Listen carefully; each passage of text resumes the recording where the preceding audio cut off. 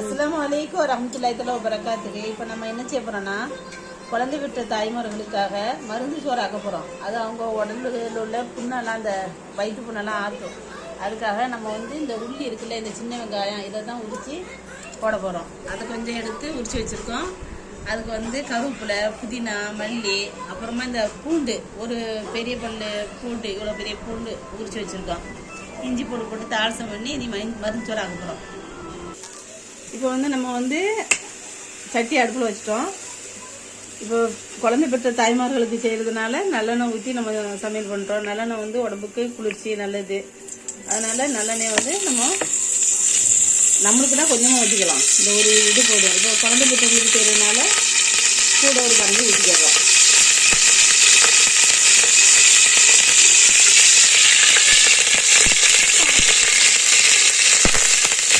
இது நம்ம வெங்காயம் போட்டுக்கிறோம்.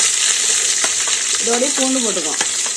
இஞ்சி பூண்டும் போட்டு தாளசம் பண்ணுவோம். பூண்டு குழந்தை பால் சுரக்கும்ல, அதனால் பூண்டும் போட்டுக்கிறோம். இது கொஞ்சம் வசங்கட்டும். அதுக்கப்புறம் இஞ்சி பூடு போடுவோம். இப்போ வந்து நம்ம இஞ்சி பூடு போட போகிறோம். இஞ்சி பூடு கொஞ்சம் போட்டுக்கிறோம். வாசத்துக்காக இஞ்சி பூடு போடுறோம்.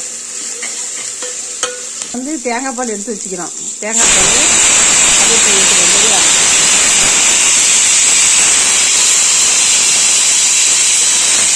3 ஆளாக்க அரிசி எடுத்ததுனால அது இந்த ஒரு கும்பா இருந்துச்சு, அதுக்கு 2 கும்பா தண்ணி ஊற்றுறோம். மருந்து பொடி திரிச்சு வச்சுக்கிறோம். அந்த மருந்து பொடியில் வந்து நம்ம வந்து ஒரு 6 கரண்டி போட்டுக்கலாம். ஆமாம், 3 ஸ்பூன் போட்டுறோம்ல, 6 போட்டோன்னா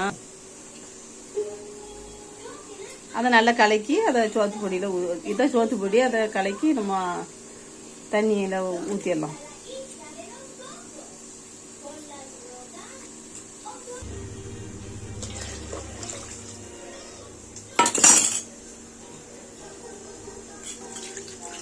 நல்லா கொதிச்சோன்னா அரிசி போட வேண்டியதான்.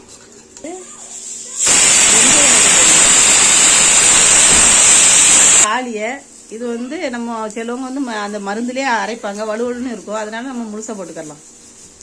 இது உப்பு போட்டுக்கிறோம். பிஸ்மில்லாஹிர் நிறைய நம்ம வந்து இப்போ அரிசியை போட்டுருவோம்.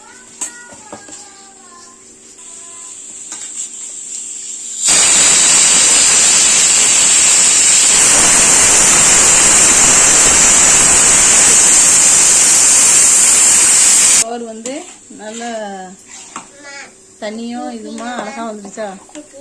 இப்போ வந்து நம்ம வந்து தம்மில் போட்டுருவோம். அது பாட்டு வேகும். தோசைகள் போட்டு நம்ம தம் போட்டோம். இதுக்கப்புறம் வெந்துடும்.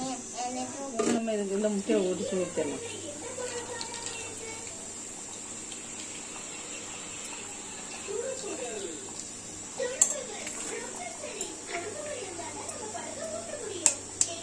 அப்படியே ஊற்றிடக்கூடாது. நல்ல முட்டையை கெட்ட முட்டையை பார்த்து ஊற்றணும். முட்டையை இல்லைன்னா எல்லா சோறும் ரொம்ப வேணும். அப்படி தெரியாதவங்க கிண்ணத்தில் உடச்சி ஊற்றிட்டு ஊற்றணும்.